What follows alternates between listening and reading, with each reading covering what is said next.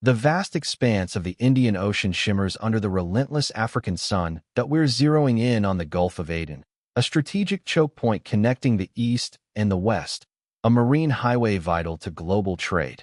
Tankers, container ships, and cargo vessels of all shapes and sizes navigate these waters daily, carrying everything from crude oil and manufactured goods to food and raw materials. Billions of dollars worth of commerce flows through this narrow sea lane every single day, but beneath the surface of this bustling maritime artery lies a sinister undercurrent: piracy. For years, Somali pirates have plagued these waters, preying on unsuspecting vessels, disrupting trade, and holding crews hostage for ransom. Their actions have driven up insurance rates, forced ships to take longer, more expensive routes, and instilled fear in the hearts of seafarers. Imagine a seemingly tranquil morning in the Gulf of Aden. The sea is calm, the sky is clear, and the air is still that a lone tanker, the MT Navstar, cuts through the water, its massive hull a testament to human engineering. Little does its crew know, lurking just beyond the horizon, are shadows on the water, fast approaching, carrying men with only one thing on their mind: plunder. This is their hunting ground, and the MT Navstar is their next target. The stage is set for a brazen act of maritime aggression, a high-seas heist in broad daylight. The calm before the storm is about to be shattered.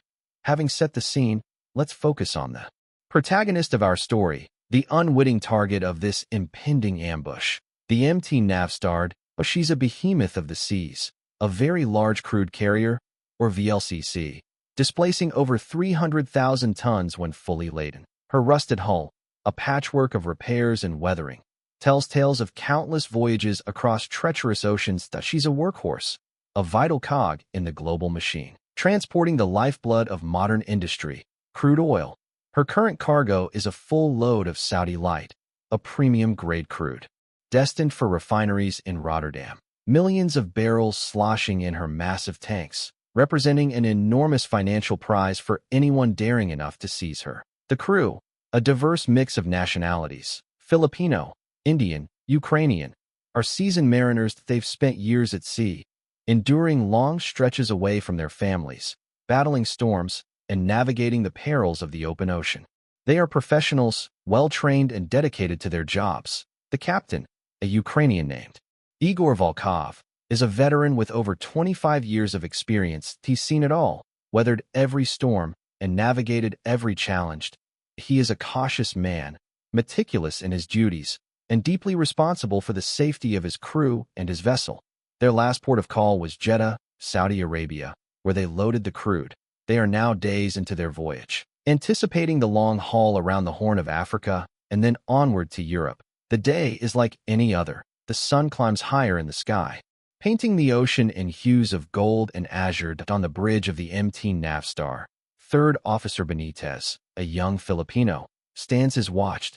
He's been at sea for 3 years, eager to prove himself, meticulous in his duties. His eyes constantly scan the horizon, a habit ingrained from countless hours of watchkeeping. The radar hums softly, painting a picture of the surrounding maritime traffic. Everything seems normal. Then, a flicker on the horizon point. 2 small blips, initially dismissed as fishing boats, begin to close in at an unusually high speed. Benitez squints, adjusting his binoculars. The blips resolve into 2 small skiffs, low in the water, kicking up white spray as they race towards the tanker.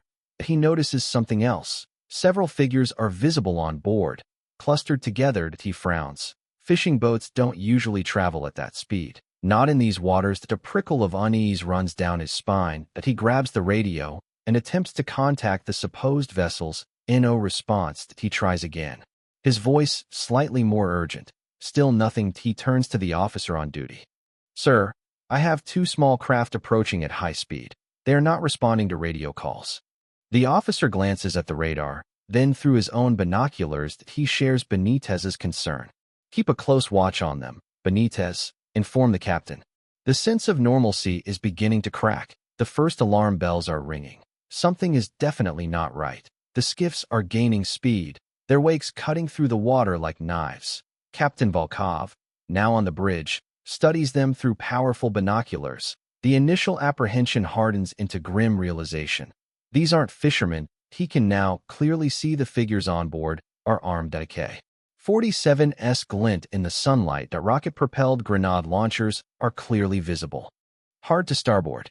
Volkov barks the order, attempting to alter course and increase the distance. The massive tanker responds sluggishly, its inertia resisting the change in direction. The pirates anticipate the maneuver and adjust their course accordingly, maintaining their intercept trajectory. Suddenly, a burst of gunfire erupts from one of the skiffs.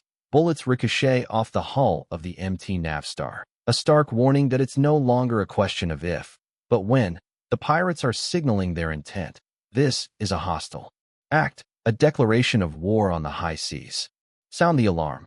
Volkov commands.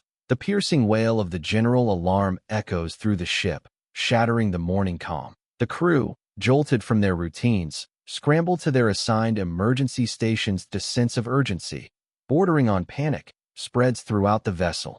Another volley of gunfire. This time, the pirates are aiming higher, targeting the bridge windows. The thick glass shatters, sending shards flying. The reality of the situation sinks in. They are under attack, helpless, exposed, and facing a determined enemy. The attack is now in full swing. The pirates, emboldened by their initial success, maneuver their skiffs alongside the MT Navstar. They are skilled seamen, expertly handling their small boats in the swell, maintaining a close and dangerous proximity to the massive tanker. Grappling hooks, attached to ropes, are hurled upwards, snagging on the railings and superstructure of the ship. The pirates, shouting in Somali, begin to swarm up the ropes, scaling the towering sides of the tanker with surprising agility. Below, the crew of the MT Navstar attempts to repel the attackers. Fire hoses are deployed, blasting powerful jets of water at the pirates clinging to the ropes. The water momentarily slows their ascent, but they are relentless. They continue to climb. Undeterred, some crew members attempt to dislodge the grappling hooks, wielding axes and crowbars, but the pirates are firing at them, providing cover for their comrades. The deck becomes a chaotic battlefield, a scene of desperate resistance against overwhelming odds. Captain Volkov, realizing the futility of their efforts, knows that they cannot hold out for long. The pirates are too numerous, too well-armed, and too determined that he faces a terrible decision. Continue to resist and risk further casualties, or surrender and hope for the best. The weight of responsibility presses down on him. He knows that the lives of his crew are in his hands. The pirates are now on deck, a wave of heavily armed men spreading across the ship. The initial chaos intensifies. Gunfire rings out, punctuated by the shouts and cries of the crew. The pirates, brandishing their AK-47s, quickly gain control of key areas. A group storms the bridge, forcing Captain Volkov and the remaining officers to surrender at gunpoint. The captain's face is etched with a mixture of anger, frustration, and resignation that he knows the fight is over. Other pirates fan out through the ship, rounding up the crew. Some crew members try to hide, but they are quickly discovered and forced out into the open. The pirates are ruthless, showing no mercy. There are reports of beatings and intimidation. The engine room is secured, cutting off the ship's power and propulsion. The MT Navstar, once a symbol of human ingenuity and global commerce, is now a captive vessel, adrift at the mercy of its captors. Within a matter of minutes, the pirates have seized complete control. The crew is herded together, their hands bound, their faces reflecting fear and uncertainty. The pirates, their faces masked, celebrate their victory, firing their weapons into the air. The hijacking is complete. The ordeal for the crew of the MT Navstar has just begun. They are now hostages, pawns in a dangerous game of ransom and international politics. The sun beats down on the deck, casting long shadows across the faces of the captured crew. The nightmare has begun. With the MT Navstar now firmly under their control, Captain Volkov is brought before the pirate leader, a wiry man with a scarred face and piercing eyes known only as Garrett, meaning chief or elder. Garrett speaks broken English, enough to convey his demands. "You captain?" he asks, his voice raspy and menacing. Volkov nods slowly, his gaze unwavering. "You listen me. We want money. Big money. You cooperate, your crew live. You fight, they die." Volkov understands the gravity of the situation. He is responsible for the lives of his crew, and he knows that any act of defiance will be met with brutal consequences. He must play along, at least for now. Garrett orders Volkov to contact the shipping company and inform them of the hijacking, demanding a substantial ransom for the release of the ship and crew. He dictates the message, emphasizing the threat of violence if their demands are not met promptly. Volkov, his hands still bound, reluctantly complies. He knows that the shipping company will be in a difficult position. Paying the ransom will encourage further acts of piracy, but refusing to pay will put the lives of his crew at risk. It's a terrible situation to be in. As Volkov transmits the message, he can only hope that the shipping company will do everything in their power to secure their release. But he also knows that time is of the essence. The longer they remain in the hands of the pirates, the greater the danger they face. The waiting game has begun, a tense and uncertain period filled with fear and anxiety. The crew is now confined to the mess hall, guarded by several armed pirates. The atmosphere is thick with fear and anxiety. They huddle together, whispering amongst themselves, sharing stories of loved ones and offering words of comfort. The initial shock has worn off, replaced by a gnawing uncertainty about their fate. Food and water are scarce. The pirates ration the supplies, providing just enough to keep the crew alive. The conditions are deteriorating rapidly. The heat is stifling, the air is stale, and the sanitation is non-existent. Captain Volkov, despite his own fear, tries to maintain a sense of calm and order. He moves among the crew, offering words of encouragement, reminding them of their training, and urging them to remain strong. That he knows that their morale is crucial to their survival. He replays the events of the hijacking in his mind, questioning his decisions. Could he have done anything differently? Should he have resisted more fiercely? But he always arrives at the same conclusion. His priority was the safety of his crew, the cargo, the ship. All of that was secondary.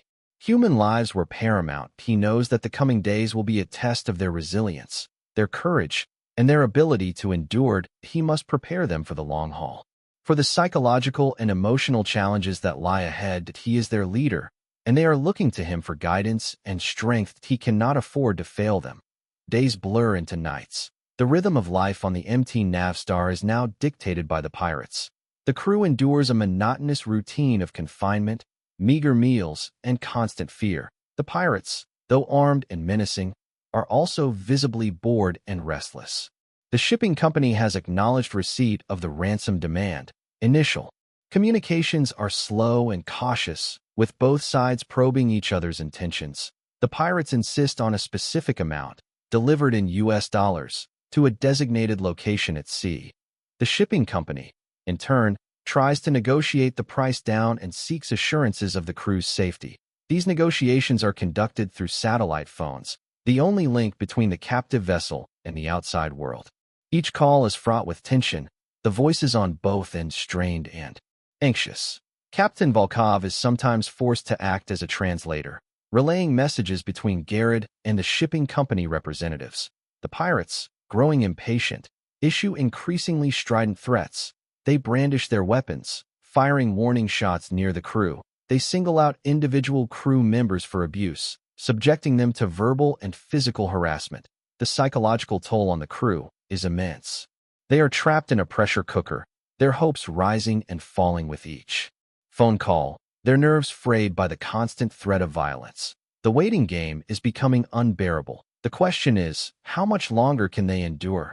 Garrett, despite his ruthless demeanor, is not operating in a vacuum. That he is part of a larger, more complex network of piracy that extends far beyond the deck of the MT Navstar.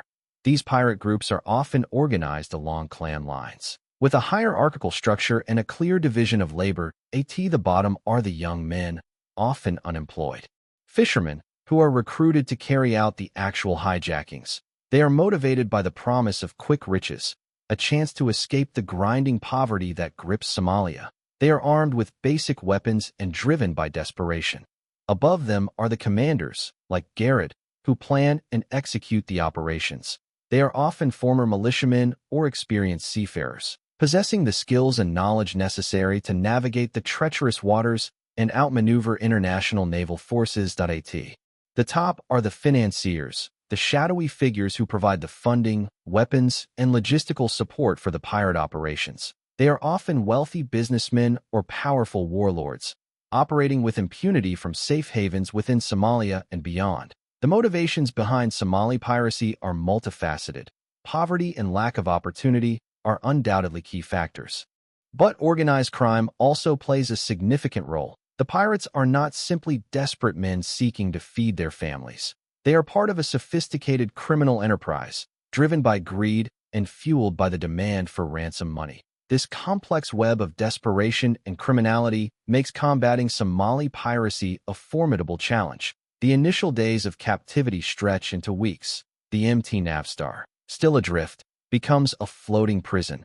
The monotony of their confinement grinds down the crew's spirits. The fear of violence is constant, but equally corrosive is the boredom, the sheer lack of stimulation. Routines are established, small acts of defiance against the tedium. Some crew members exercise in the cramped mess hall. Others read, rereading the same dog-eared paperbacks over and over. Still others pray, seeking solace and strength in their faith. The dwindling supplies become a source of increasing anxiety. Food is rationed even more severely. Water is scarce, and the crew is forced to drink brackish, unpalatable liquid. The lack of proper sanitation leads to outbreaks of illness. The physical conditions are taking their toll. The psychological impact is even more profound. The uncertainty of their fate weighs heavily on their minds. They worry about their families, about their future. Some become withdrawn and despondent. Others become irritable and prone to outbursts of anger. Captain Volkov, ever vigilant, tries to maintain order and prevent the crew from descending into despair. He organizes activities, encourages communication, and offers words of hope. But even he is beginning to feel the strain. The weight of responsibility is crushing him. He wonders how much longer they can endure this living hell. The waiting continues, a slow, agonizing torture. The sea stretches endlessly around them, a constant reminder of their isolation and vulnerability.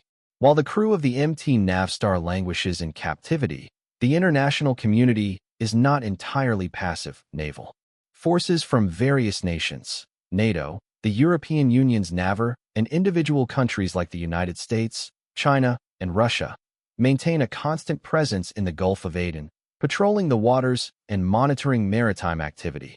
These naval forces are aware of the MT Navstar hijacking. They track the ship's movements and gather intelligence on the pirates.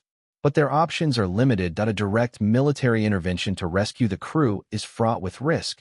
The pirates are heavily armed and have shown a willingness to use violence. Any attempt to storm the ship could result in casualties among the hostages. Therefore, the naval forces adopt a strategy of containment and deterrence.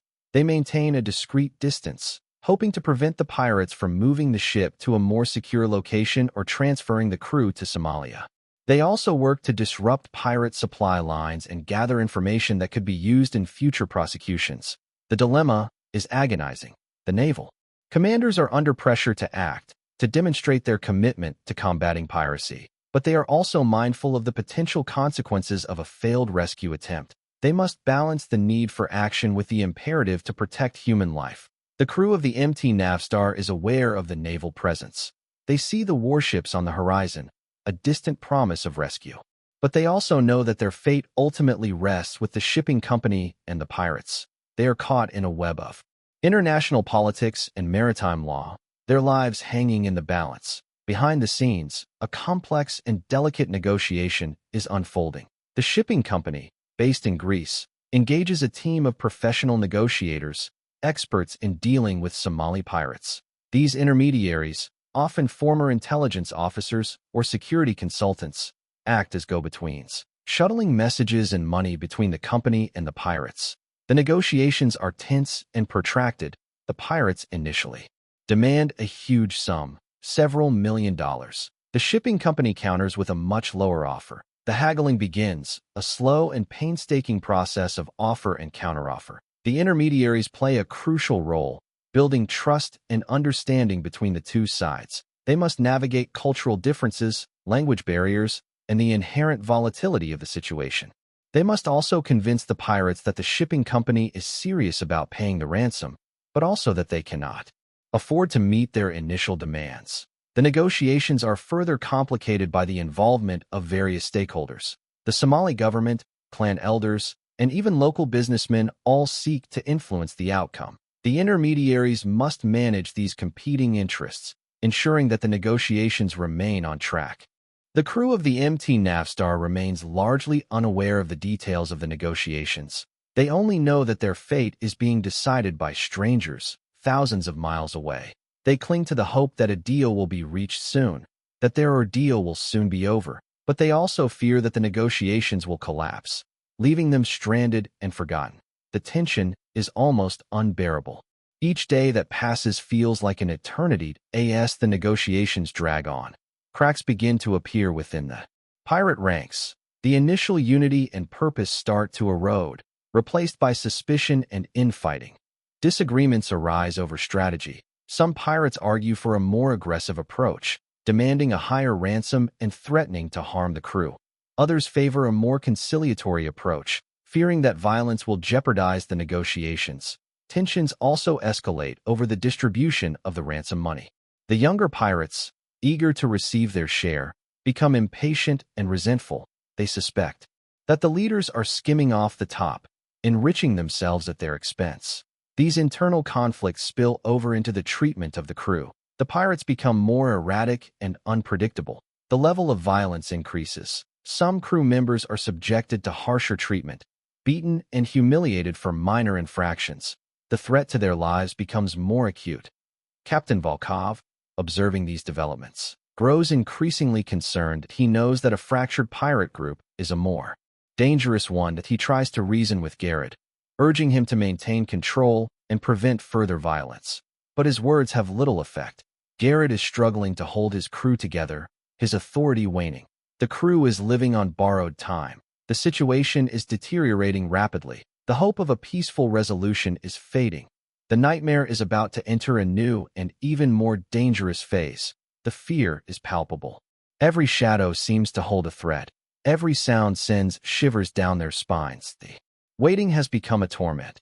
Just when despair threatens to engulf the crew completely, a subtle shift occurs in the pirates' behavior. The constant tension seems to ease. The guards become less vigilant, less prone to outbursts of anger. They even begin to share small gestures of kindness, offering extra rations of food or water.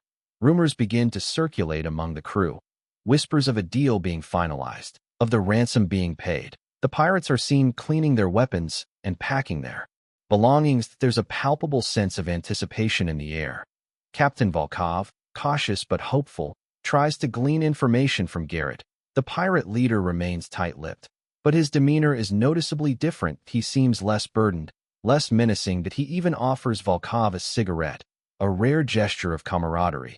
The crew dares to believe that their ordeal is nearing its end. They allow themselves to dream of freedom, of returning home to their families. They begin to make plans, to imagine their lives after captivity. But they also know that anything could still go wrong. The pirates could change their minds. The deal could fall through. They try to temper their optimism, to remain prepared for the worst. The next few hours are agonizing.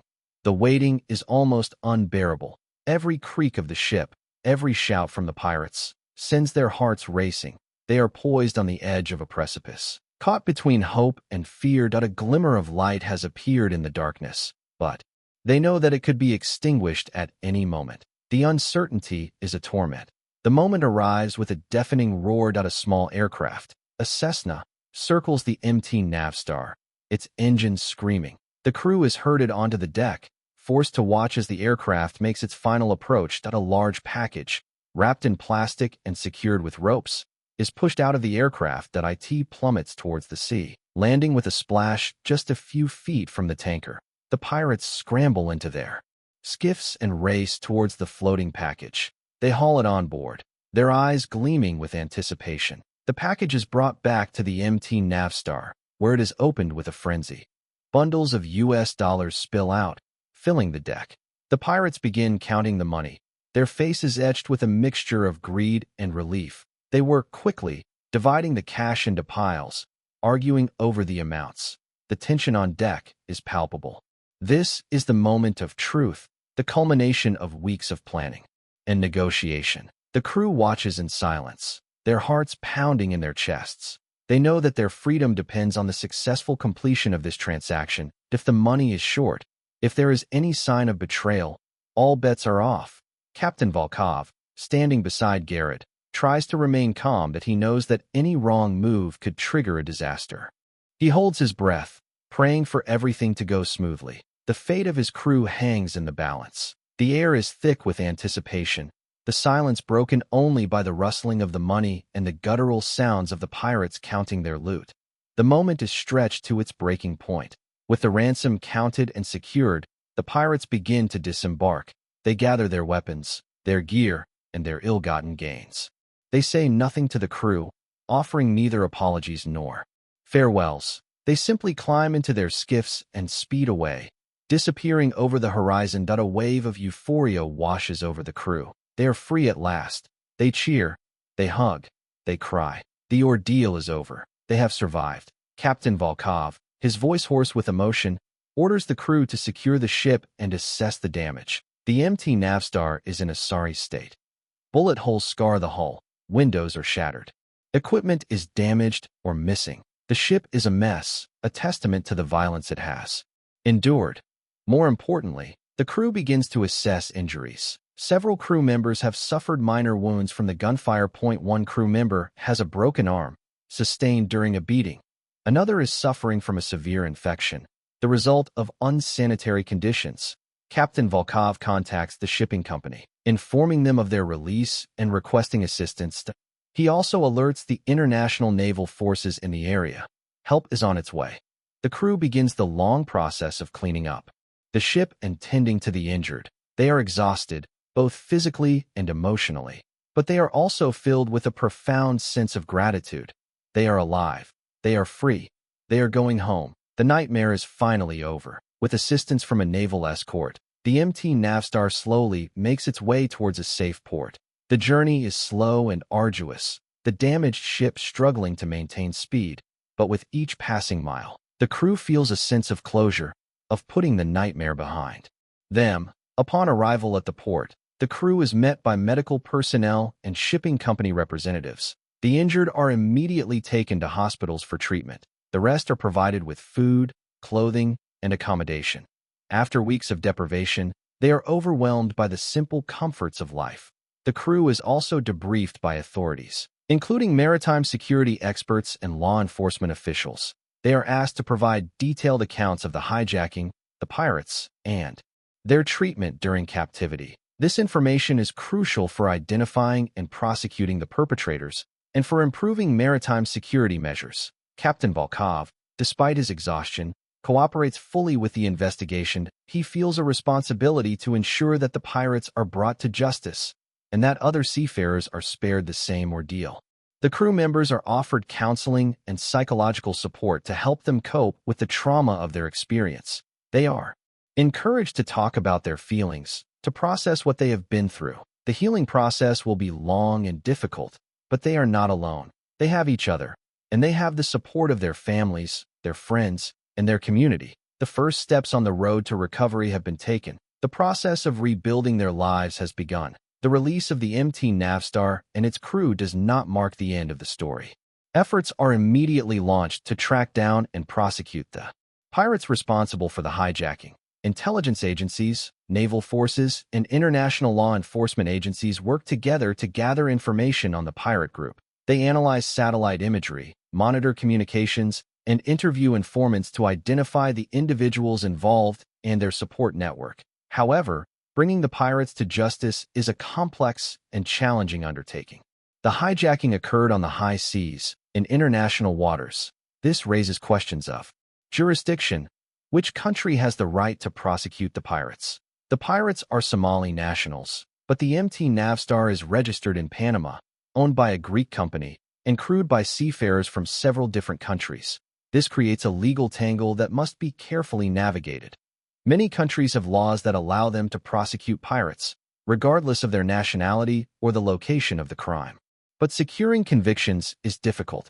Evidence must be gathered, witnesses must be located, and the pirates must be apprehended. Even if the pirates are captured, finding a country willing to prosecute them can be a challenge. Many countries are reluctant to expend the resources required to conduct a complex piracy trial. As a result, many pirates are never brought to justice. They remain at large, free to continue their criminal activities. This underscores the need for greater international cooperation and stronger legal frameworks to combat piracy effectively. The fight for justice is a long and arduous one, but it is essential to deter future acts of piracy and protect seafarers from harm. The hijacking of the MT Navstar serves as a stark reminder of the ongoing threat of Somali piracy and the vulnerabilities that exist in maritime security. A thorough analysis of the incident reveals several key lessons. Firstly, it highlights the importance of robust security measures on board commercial vessels. The MT Navstar, like many tankers, lacked adequate defenses against pirate attacks. Simple measures, such as razor wire, water cannons, and armed security personnel, could have deterred the pirates or at least delayed their boarding. Secondly, the incident underscores the shortcomings in the international response to piracy. While naval forces maintain a presence in the Gulf of Aden, their ability to intervene in active hijacking situations is limited by concerns for the safety of the hostages. A more proactive and coordinated approach is needed, including the use of armed boarding teams and intelligence sharing agreements. Thirdly, the hijacking highlights the ongoing threat posed by Somali piracy. Despite years of international efforts to combat piracy, the underlying causes, poverty, instability, and lack of opportunity, remain unaddressed. A comprehensive solution requires a multifaceted approach, including economic development, good governance, and the rule of law. Finally, the incident emphasizes the human cost of piracy. The crew of the MT Navstar endured weeks of captivity, suffering physical and psychological trauma. Their experience serves as a reminder of the importance of protecting seafarers from harm and ensuring their safety and well-being.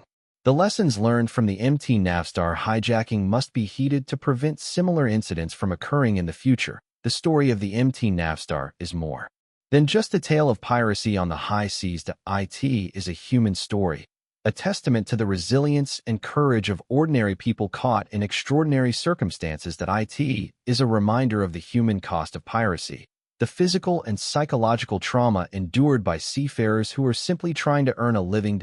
As we reflect on the events that unfolded in the Gulf of Aden, we must not forget the faces of the crew, their fear, their hope, and their ultimate triumph. Their story should inspire us to redouble our efforts to combat piracy and protect those who navigate the world's oceans. The fight against piracy is not just about protecting commercial interests or securing vital shipping lanes. It is about upholding human dignity and ensuring the safety and well-being of seafarers. It is about creating a world where they can do their jobs without fear of violence or exploitation.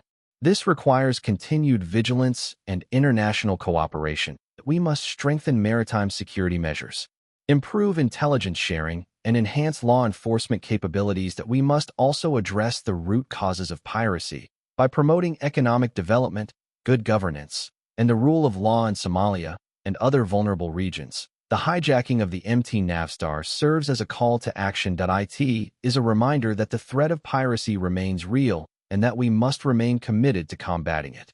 Only through sustained effort and international cooperation can we hope to create a safer and more secure maritime environment for all. The sea connects us all, and its safety is a shared responsibility.